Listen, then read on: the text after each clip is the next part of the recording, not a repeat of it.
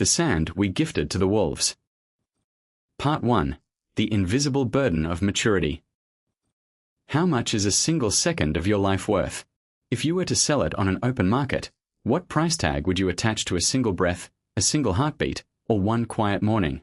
If you look at your life from a bird's eye view, flying high over the landscape of your own decades, you will notice something deeply unsettling. Our deepest emotional scars rarely come from natural disasters, sudden economic crises, or a simple lack of luck. Our greatest, most exhausting disappointments almost always come from people. But here is the real tragedy. They do not come from the people we love and respect. They come from those individuals we do not even approve of. Think about that for a moment. We suffer because of the ones whose values we openly despise, whose malice we see right through, and whose opinions actually hold absolutely no real weight regarding our long-term happiness. We allow individuals who mean nothing to us to cost us everything. At some point in life, often around a milestone birthday, when the numbers on the calendar begin to weigh a little more heavily on your shoulders, you naturally stop moving. In that sudden, heavy silence, you look back and ask yourself a terrifying question: where did I go wrong? You scan your history for the big, structural mistakes. You look for the failed investments, the broken career paths, or the wrong turns in your personal life. But then, if you look closer, a painful but incredibly liberating realization finally surfaces. The mistake was never that you were too weak to handle life's challenges. The real mistake was that you turned bad, petty, and toxic people into far too big a factor in your personal world. You allowed them to occupy center stage in a theater that belonged entirely to you. You gave them a VIP front row seat to your emotions, letting them judge a life they never helped build. Without even noticing it, you allowed them to rent free real estate in your mind. You permitted their careless words to dictate your morning mood. You allowed their endless, petty intrigues to steal your deep sleep at 3 a.m. You allowed their internal negativity to draw the strict boundaries of what you could or couldn't enjoy during your day. In the grand scheme of things, when viewed against the finite nature of your existence, this is not just a common psychological mistake. It is an active crime against your own life. It is the systematic distribution of your limited energy to people who will only use it to feed their own darkness. Part 2. The Perspective of Eternity, Memento Mori. The ancient Stoics, who ruled empires and managed unimaginable public betrayal, had a radical, unchanging remedy for this exact human problem. They called it memento mori, the constant, grounding reminder: remember that you must die. Today, we often treat this phrase as something dark or depressing, but to the ancient world, it was the ultimate tool for mental liberation. It was a sharp knife used to cut away the trivial, unimportant noise of daily life. Let us try a profound mental experiment together right now. Imagine standing directly on the edge of eternity itself. Close your eyes to the immediate surroundings and see the cosmos before you, infinite, completely silent, beautifully cold, and entirely timeless. Behind you lies the vast expanse of time, billions of years that pass smoothly before you were born, and billions of years that will roll on long after you are gone. Your entire human life on this earth, from your very first cry to your final breath, is merely a microscopic spark in that grand darkness. It is a brief flash of lightning in a summer night that vanishes in a fraction of an instant. Now, keeping your eyes firmly fixed on this vast perspective of eternity and inevitable death, look back at the person who hurt you yesterday. Look at that specific coworker who spread a miserable, false rumor behind your back. Look at that difficult relative who criticized your lifestyle choices at the family dinner. Look at that complete stranger on the internet who poured bitter vitriol over your hard work and creativity. How do they actually look when placed against the massive, silent backdrop of eternity? They look entirely insignificant. They shrink until they are invisible. Their harsh words, their mocking laughs, and their hidden agendas are nothing but tiny specks of dust swirling helplessly in the wind. They have no substance, no true power, and no permanent reality. Why then do we choose to sin so deeply against our own limited time by giving these exact people our most precious, non-renewable resource, our focused attention? Every single time you get angry at a toxic person, you are not punishing them. Instead, you are opening your hand and actively giving them a precious piece of the remaining sand in your hourglass. When you engage with them, you are mentally speaking these words directly to them. Here, please take 5 minutes of my life. Take 2 whole hours of my quiet evening. Take 3 entire days of my deepest thoughts.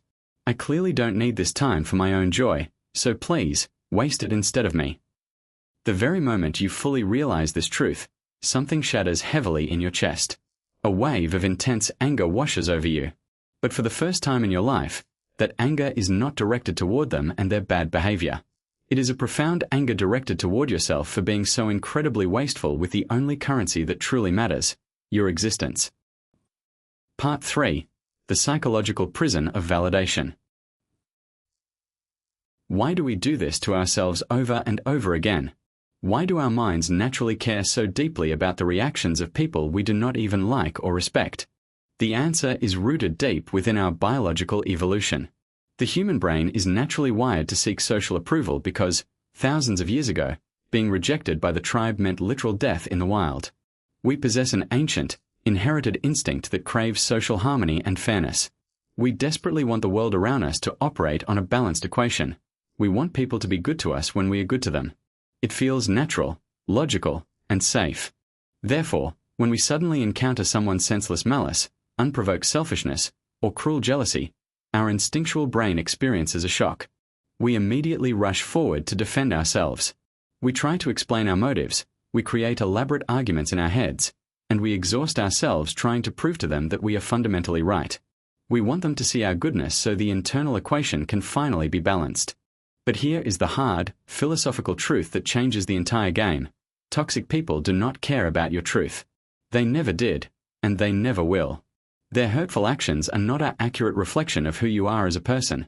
They are a direct projection of their own internal hell. When someone throws heavy mud at your character, they are not describing your flaws.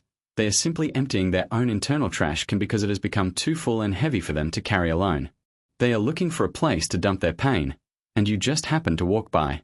When you attempt to change their closed minds, or when you replay a bitter argument in your head for the 100th time while driving or lying in bed, you are willingly walking into their prison cell. You are locking the door from the inside and handing them the key. You become a psychological hostage to their low vibrations, their misery, and their limitations. The great Roman emperor and philosopher Marcus Aurelius understood this perfectly. Sitting in his military tent at night, he wrote a simple phrase in his personal journal that every one of us should memorize. The best revenge is to be unlike him. And the absolute best way to be unlike them is to become a completely invisible wall to their arrows. If you do not react, the arrow simply flies past you and buries itself harmlessly in the dirt. Part 4. The Art of Radical Emotional Refusal. How do you practically escape this well-designed trap? The answer does not require you to go to war with them or to scream louder than they do. The answer lies in a quiet, radical shift in your internal mindset, a concept we call emotional refusal. You must accept that you cannot stop the chaotic waves of other people's malice, just like you cannot order the ocean to stop moving during a storm. However, you have total control over one thing. You can refuse to be a fragile little boat that gets tossed around by those waves. The Stoic philosopher Seneca famously stated that a person is only as wretched as they have actively convinced themselves they are. When someone treats you poorly or speaks cruelly to you, they are essentially handing you a psychological gift. If you get angry, if you start dwelling on their words, or if you lose your sleep over their actions, you have officially accepted that gift. You have taken it into your home, unwrapped it, and placed it on your table. However, if you remain completely indifferent, if you look at their behavior with a sense of clinical curiosity rather than emotional pain, the gift remains firmly in their hands. They are forced to leave the room carrying their own poison, while you walk away completely untouched, wrapped in your own uninterrupted peace. Indifference is the ultimate shield. To stop turning toxic people into a major factor in your life does not mean you have to transform into a cold, unfeeling robot. It means you must become highly calculating and protective with your most precious asset, your mental energy. You must treat your peace of mind like a strict financial budget. Consider this mathematical balance. If you have $100 cash in your pocket and a thief walks up and steals exactly $1 from you, would you get so incredibly angry that you would throw the remaining $99 into the mud out of pure spite? No rational human being would ever do that.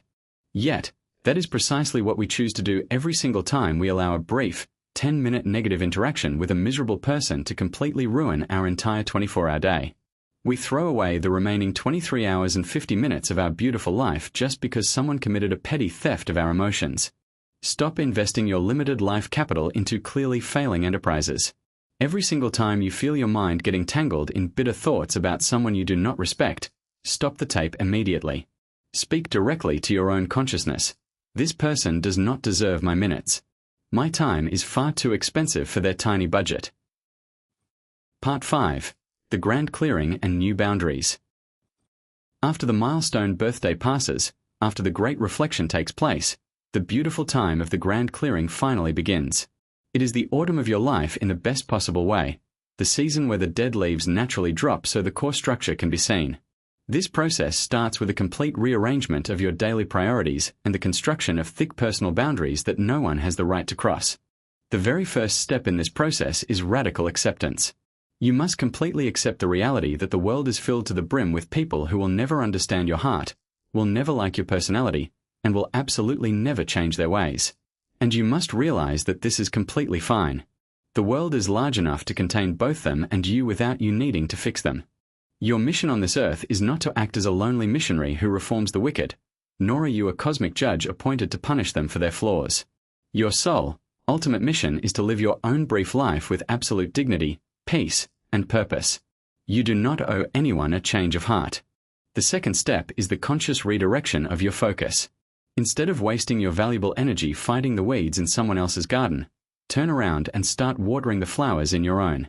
Direct all of your attention, your love, your curiosity, and your time toward the select few people who genuinely inspire you, support your growth, and bring genuine light into your day.